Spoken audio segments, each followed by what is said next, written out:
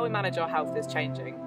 People carry in their pockets every day devices which track their whereabouts, their location, the steps they take, the stairs they climb. And this may be knowingly or unknowingly. There's a rise of users called self-trackers or self-quantifiers who use wearable devices, so wearable digital health technological devices, as well as platforms and applications within phones like Nike Plus or Strava to track and monitor certain health practices. Now, a lot of the ideas around these devices is that self-knowledge through data will improve health. So we will have increased knowledge about our bodies through optimizing and improving our health. This idea that better health means improvement, continual improvement. And so users of these different devices can not only use this acquisition of data and self-knowledge for themselves, they can then obviously share these practices, share the data on social media. And from this sharing practice, they get feedback from the community, and this encourages further self-tracking and further self-monitoring and arguably improved health. And it draws the community's gaze into what they're doing every day. This is quite a self-motivating tool.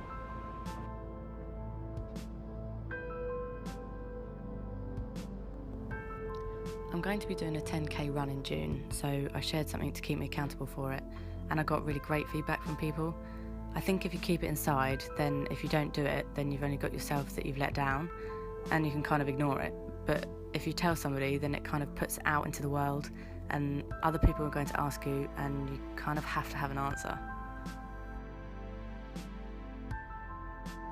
So as well as self-tracking using these different devices and sharing that information on social media, there's a trend towards sharing and life logging on social media as well. This continual documentation of sharing our whereabouts and what we're doing.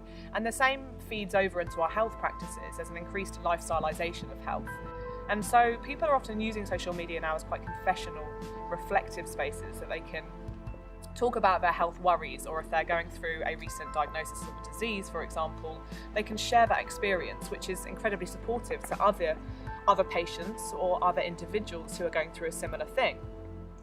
And so all of these different sorts of capturing health practices or sharing health become a form of health diarising.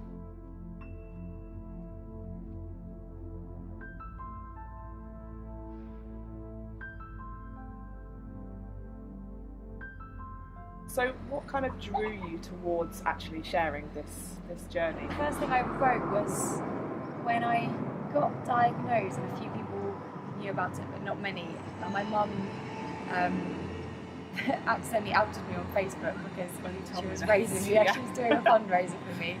She was raising money for a posh wing, and she just put, as some of you may know, Abby has cancer and blah, blah, blah. And I just went mental. The whole internet in my circle of friends blew up. I was like, no. So I just, off the bat, I just sat down and I was just like, I don't even know what to think, but I just wrote, and I just found when I wrote it was just so helpful. It was just a Facebook post, which later on turned into my first blog post. Okay. And it was just saying, don't feel sorry for me, I'm wearing this news with a smile, like it doesn't have to be doom and gloom.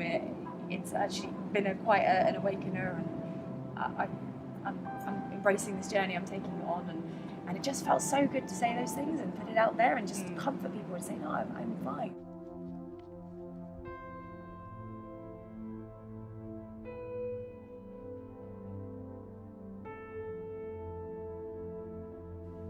Did you then feel that it was a form of diary because you were being quite self-confessional, quite publicly reflective about something that's obviously very personal to you? Yeah, it was definitely. I think I've always been quite an externally expressive person, and from the first blog entry I wrote, it was initially just sat down, didn't think, just wrote mostly to comfort other people, and also I guess it was definitely a form of expression, and then each post after that turned into a very powerful way of expressing myself and processing what I was going through. So it was as much as it was documenting as well each part of the journey, so that I could kind of have that to look back on. And but yeah, mainly it was just a form of expression and just being able to get it all out, what I was feeling, what I was going through, what each thing meant to me.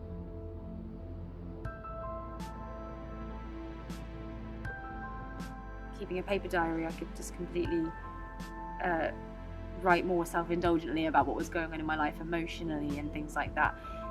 Even though I am very open in sharing in the blog, there's some things I wouldn't share if they involve other people, or they're very deep and private to me. So I think I would still carry on. I was still leaving time to carry on with that, but I wasn't focusing so much on my cancer journey online. So yeah, that's probably where it shifted a bit. It's more to do with processing things myself and less to do with sharing the amazing aspects of the journey I'm on.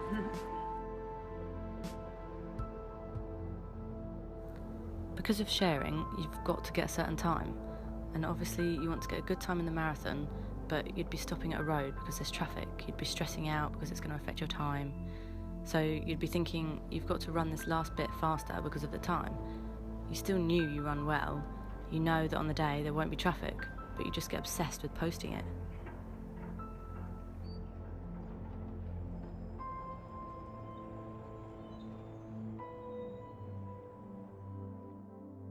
Just acquisition of data doesn't necessarily mean better health outcomes. And we have to ask, what is all of this data doing for our bodies? Is it actually telling us anything more about our bodies than we already know?